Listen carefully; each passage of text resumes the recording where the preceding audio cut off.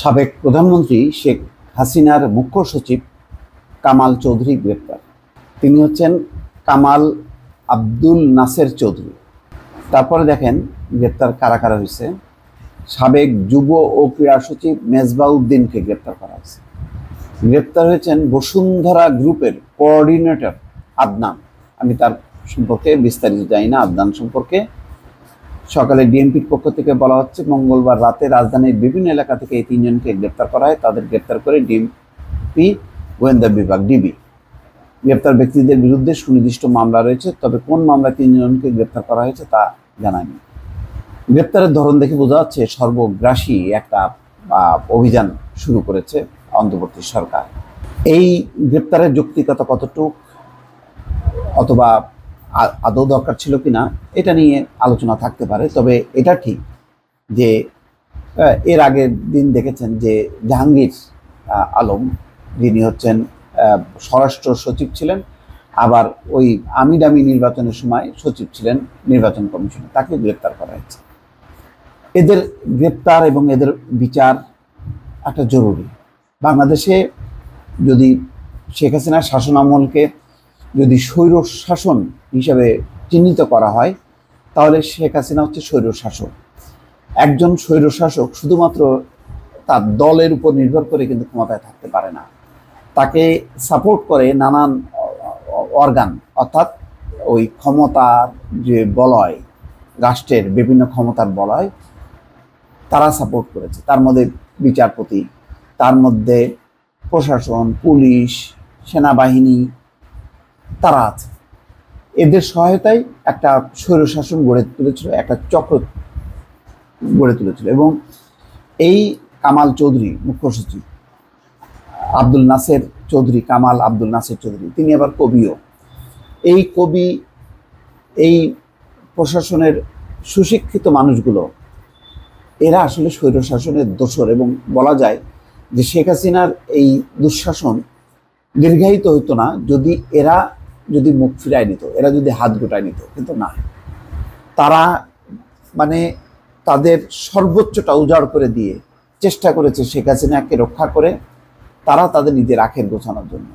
এবং দেখবেন যে বিভিন্ন ওই বঙ্গবন্ধুর নামে, শেখ কামালের নামে, শেখ জামালের নামে, রাসেলের নামে নানা রকম উদযাপন, নানা রকম আয়োজন, এই চলচ্চিত্র নির্মাণ করা, এই কবিতা উৎসব করা, এই খেলাধুলার আয়োজন করা, এইসবের মধ্যে এই সমস্ত এই কামাল নাসের চৌধুরীর মতন লোকরা ইনভলভ।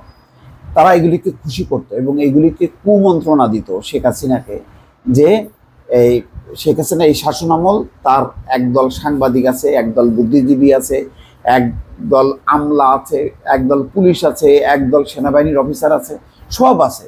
তখন শেখ হাসিনা মনে করে যে বাহ, এদের উপর ভর করেই তো আমি ক্ষমতায় থাকবো, আর এরা শাসন করবে, এরা যে যে সুবিধাগুলি চাইবে এদের সুবিধাগুলি আমি এনশিওর করব, আর সব জব্দ থাকবে। দেখবেন প্রায় টেলিভিশনে এসে বুদ্ধিজীবীরা বলতো যে তো শেখ হাসিনার বিরুদ্ধে যদি এতই অভিযোগ থাকে তা আন্দোলন করে না কেন, আন্দোলন করে না কেন, আন্দোলন নিয়েও নানান রকম রসিকতা করা হয়েছে, আন্দোলন করে না কেন। তার মানে হচ্ছে আন্দোলন করতে চাইলেই তো আন্দোলন করতে দেবে না পুলিশ। তখন বলবে যে না, এটা তো তারা আন্দোলন নামে জ্বালাও পোড়াও করছে, সুতরাং দমন করো। মানে একটা মোট কথা একটা মোকারি তারা তৈরি করছিল, যে তুমি বলতেছো দৌড় দাও, কিন্তু তোমার পায়ে রশি বাঁধা, রশি বেঁধে বলছে তুমি দৌড় দাও। শেখ হাসিনার বিরুদ্ধে কোনো আন্দোলন সংগঠিত যাতে না হয়, তার জন্য নানা রকমের যেই ফাঁদ, নানা রকমের মানে কুমন্ত্রণা দেয়া, সেগুলি তারা করতেন। শুধু তাই না, জাতীয় নির্বাচনের সময় এই আমলাদের দল তারা হিসাব করতো যে কিভাবে কারচুপিটা করা হবে, কোথায় কোথায় কিভাবে করা হবে, আগের রাতে কিভাবে ভোটের বাক্স ভরা হবে, কিভাবে নিয়ন্ত্রণ করা হবে প্রতিটা কেন্দ্র, সব কিছু তাদের ছকের মধ্যে থাকতো। এদেরই একজন এসটি ইমাম, সবচেয়ে বড় পণ্ডিত, যেটা বড় মানে ধড়িবাজ, এটা বেঁচে থাকলে ভালো হতো আর কি, এর একটা উপযুক্ত সাজার দরকার ছিল। সে মারা গেছে। যাই হোক, তার এই শিষ্যরা এই সব এক এক করে ধরা পড়তেছে। এই যে দেখলাম যে বিশাল দেহের অধিকারী মন্ত্রী পরিষদ সচিব ছিল কিছুদিন পরে, দেখলাম যে হঠাৎ করে একদিন শেখ হাসিনার রাজনৈতিক কার্যালয়ে এসে হাজির কি এসটি ইমামের জায়গায় সে নাকি বসবে। হ্যাঁ, এরকম দত্তের মতন জায়গা, যা অস্ত্র নিয়ে যে ছবিও প্রকাশ করে, সে হবে ওই এসটি ইমামের জায়গায়। মানে প্রশাসনকে, পুলিশকে, তারপরে নানা গোয়েন্দা সংস্থাকে যেভাবে কাজে লাগানো হয়েছে, একটা সামরিক শাসকও সেভাবে কখনো কাজে লাগানো হয়নি।